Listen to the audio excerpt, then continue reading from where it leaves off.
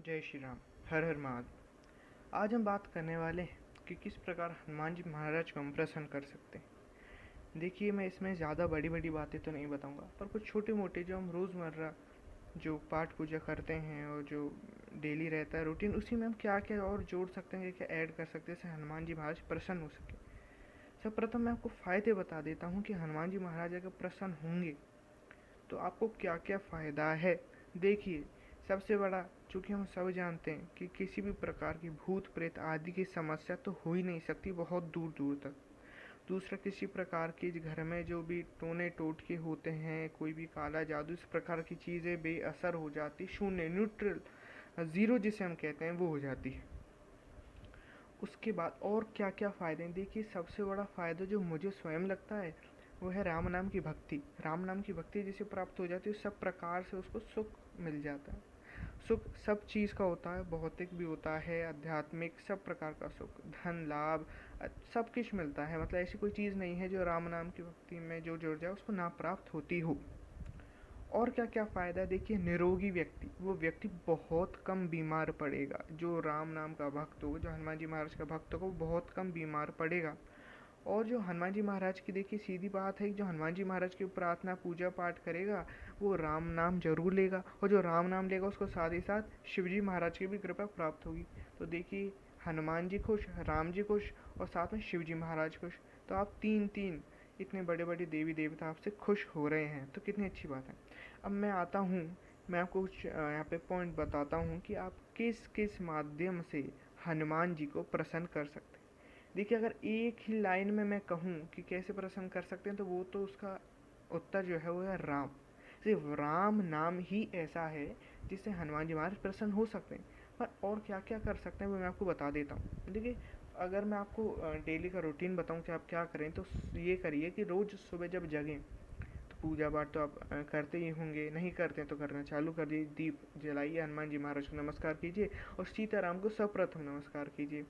और उनको नमस्कार करने के बाद राम जी की स्तुति जरूर पढ़िए। राम जी की स्तुति एक बहुत ही अच्छी स्तुति जो आपने सुनी होगी, तुलसीदास जी महाराज के द्वारा रचित है।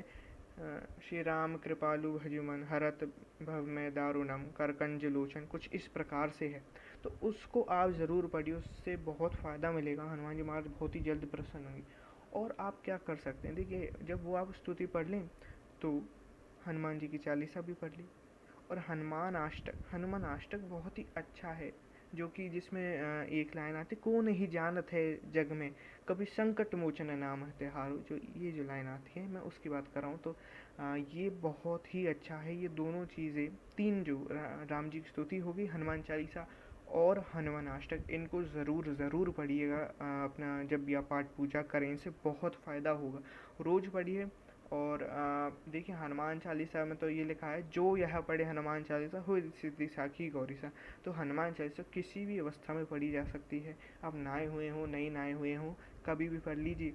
अच्छा, जो लोग ये कहते हैं भैया हमें समय नहीं मिलता, तो अच्छी एक बात बताता हूँ, सीधी सी बात, जब आप नहाने जाएं उस अवस्था में नहाते नहाते पढ़ लीजिए। जब घुसें तो चालू कर दीजिए, और आप निकलेंगे तो मेरी बात मानिए 2 से 3 4 मिनट की हो जाएगी। जिसको कंठस्थ है, जिसको याद है, उसके लिए तो कुछ भी नहीं है। और जिसको टूटी फूटी भी है ना, तो कोई ऐसी परेशानी नहीं है। ऐसा मत सोचिए कि टूटी फूटी गाता हूँ कोई लाभ नहीं है, नहीं, बिल्कुल लाभ है। जिस प्रकार एक छोटा बच्चा जब होता है तो तोतला तोतला सा बोलता है, वो सही से शब्दों को नहीं बोल पाता, फिर भी माँ बाप जो हैं उनके शब्दों को बिल्कुल समझ जाते हैं कि बच्चा पानी मांग रहा है कि क्या मांग रहा है। तो जगत पिता है, वो तो परमात्मा है, वो भी आपकी भावना समझ सकते हैं। भाव रख के करिए और सब चीज़ फलीभूत होंगी, सबका लाभ मिलेगा। अच्छा, इसको करने के बाद अब आप क्या कर सकते हैं, इसको करने के बाद आपको आसन पे आप बैठ गए हैं, किसी प्रकार का आसन लाल रंग का हो तो बहुत अच्छा रहेगा, उसमें बैठ जाइए आराम से। और राम जी की माला करिए, तुलसी माला से करेंगे तो और ज़्यादा लाभ होगा। राम जी जय श्री राम कर सकते हैं, सीताराम सीताराम, सियाराम सियाराम, जिस भी प्रकार, क्योंकि इसमें भाव आ चुका है। और जब भाव आ चुका होता है उसमें शब्द इधर उधर हो जाए तो कोई किसी भी प्रकार की गलती नहीं है। पूर्ण सात्विक मंत्र है, लाभ ही लाभ है, किसी भी प्रकार की कोई हानि नहीं है। किसी अवस्था में करिए, पूरे दिन इसको रटते रहिए, बहुत लाभ होगा। जब आप ये कर लें तो आप विश्वास मानिए, देखिए इसका एक जो होता है, अगर आप आसन बना देते हैं अपने थोड़ा सा ही साइड में और आगे, अपने से थोड़ा सा आगे साइड में लाल रंग का सा आसन, उस पर पुष्प पुष्प कर दें और सीताराम का नाम लेकर उस पर करें, तो आप विश्वास मानिए हनुमान जी महाराज में प्रकट हो जाते हैं। ऐसा कहा गया है, ऐसा मानते भी बहुत लोग हैं। तो आप सीताराम की एक माला करेंगे नहीं, उससे पहले हनुमान जी महाराज प्रकट हो गए, ऐसा कहा जाता है। और बस ये है कि उनसे पहले एक बार ये प्रार्थना कर लीजिएगा कि हनुमान जी महाराज आप आ रहे हैं तो कृपया शांति पूर्वक आएँ, मुझे डराएं ना, प्रभु दास हूँ और प्रभु दर्शन दे, हो सके तो कृपा बनाए रखें। तो ऐसा करेंगे तो आपको भय भी नहीं लगेगा, क्योंकि हनुमान जी आते हैं तो भय लगता है। बहुत लोग कहते हैं जिन्होंने भी मतलब जो बहुत निकट आने वाले होते हैं हनुमान जी महाराज के दर्शन से, उनको भय लगना चालू हो जाता है। लेकिन आप अगर प्रार्थना करेंगे तो भैया प्रार्थना तो सुनेंगे प्रभु, और आप तो जायज़ सी प्रार्थना कर रहे हैं, और जब दास जो कहेगा वो प्रभु मान ही लेते हैं। तो आप ये करिए। इसके बाद हनुमान जी की मंत्र से आप कर सकते हैं। हनुमान जी का कोई भी मंत्र लीजिए जो कि दे रखा है। मेरे से अगर पूछे तो मैं बताऊँ, ओम हम हनुमते नमः, ये बहुत अच्छा मंत्र है, आप इससे भी कर सकते हैं। इनको करने के बाद अब आपको क्या करना है, आपको मैंने अभी यहाँ तक बता दिया कि राम जी की स्तुति करनी है, हनुमान चालीसा करनी है, हनुमान अष्टक करना है, श्री राम जी की माला और हनुमान जी की माला। अब इसको करने के बाद आप क्या कर सकते, देखिए और भी अगर आप कुछ आप पे समय है इससे भी ज़्यादा, तो मानसिक जप कर सकते हैं। बिल्कुल ओम हम हनुमते नमः, जय श्री राम का जो भी आपको चाहें, जो भी आपको अच्छा लगता हो, जो भी आपको याद हो उसका मानसिक जप की विधि मैं किसी और वीडियो में ज़रूर आपको बता दूंगा। अब आप और क्या कर सकते हैं, अगर आपके पास अभी समय बचा है, देखिए समय की पाबंदी होती है, अगर लेकिन बचा तो बहुत अच्छी बात है। अब आप क्या कर सकते हैं कि हनुमान जी महाराज को प्रसन्न करने के लिए रामायण पढ़, आप जिधर भी उनके मंदिर की साइड में, मंदिर के बगल में भी पढ़ेंगे, या आप कहीं और भी पढ़ रहे हैं, बस हनुमान जी महाराज के प्रभु कृपा का नाम को साक्षी मान के मैं रामायण पाठ कर रहा हूँ, तो विश्वास मानिए बहुत बहुत फ़ायदा होने वाला है आपको ये करने से।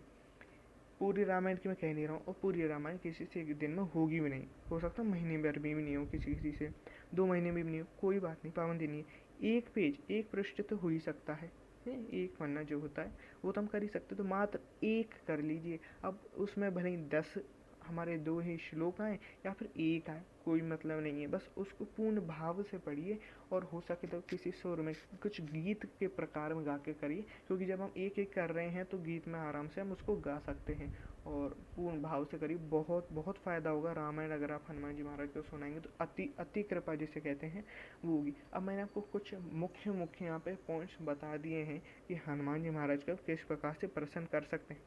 इसके साथ में और कुछ अगर आपको जोड़ना चाहूँ तो आप पूरे दिन श्री राम का जप करते रहिए, मन ही मन में गुनगुनाते रहिए, भजन चाहे तो भजन कर सकते हैं।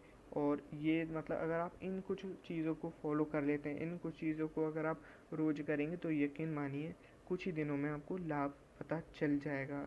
कुछ ही दिनों में, मैं महीनों की सालों की बात नहीं, कुछ ही दिनों में 10 से 15 दिन, 21 दिन के अंदर अंदर आपको ज़रूर कुछ ना कुछ लाभ मिलेगा। देखिए इसमें हो सकता है परीक्षा भी आए, परंतु पूर्ण भाव से जब आप करेंगे तो परीक्षा बड़ी छोटी हो जाएंगी। क्यों? क्योंकि आप जब पूर्ण भाव होगा, पूर्ण विश्वास होगा कि प्रभु मेरे साथ हैं, तो कोई सी प्रकार का भय नहीं रहेगा। बस यही थी आज जो मैंने आपको बताया हनुमान जी महाराज कैसे प्रसन्न कर सकते हैं। इसके और भी मैं आगे पार्ट्स बनाना चाहूँगा, अगर आप मुझे यहाँ पे कमेंट सेक्शन में बताएंगे कि और बनाइए। इसी के साथ मैं अब आपसे विदा लेता हूँ। श्री राम जी की कृपा सब पर बनी रहे, हनुमान जी महाराज कृपा करते हैं। जय जय सिया राम।